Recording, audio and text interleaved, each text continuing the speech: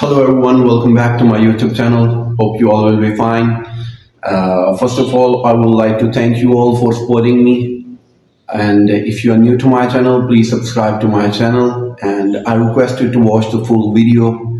It's me, Zan, the financial analyst, and I will tell you about what's happening in Iraq and when actually the revaluation is happening, and all the news is related to Iraqi Dinar revaluation. So without wasting our time, let's start the video. The article titled, "Removing Zeros from the Iraqi Dinar" is back in the spotlight.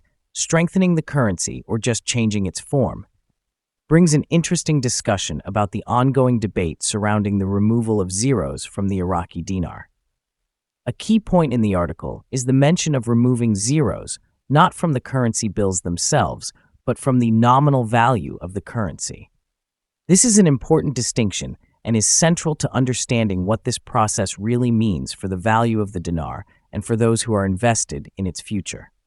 First, let's clarify the concept of removing zeros from the nominal value. The nominal value of a currency refers to its face value, but this doesn't necessarily reflect its real-world purchasing power.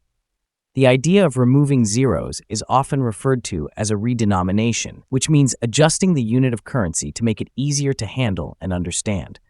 This can be especially important in economies where inflation has caused the currency to have a very low nominal value compared to international standards, as is the case with the Iraqi dinar today.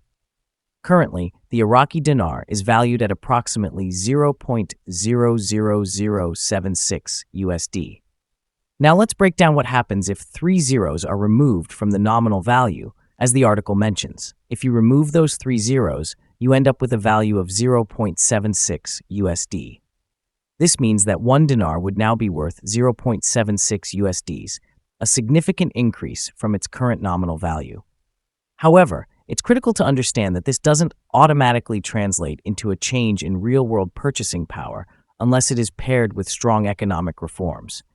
This is where the conversation around a LOP comes into play. A LOP typically refers to the removal of zeros in a way that doesn't impact the actual purchasing power of the currency, but only makes the currency easier to manage. In such a case, while the nominal value of the dinar would increase by removing the zeros, the prices of goods and services within Iraq would also adjust accordingly. For example, a loaf of bread that costs 1,000 dinars today would cost 1 dinar after the redenomination. In this scenario, while the currency would have fewer zeros, the purchasing power of the dinar relative to goods and services would remain unchanged. Many people have been concerned that removing the zeros could indicate a LOP, where the nominal value changes, but there's no significant gain in the real value of the currency.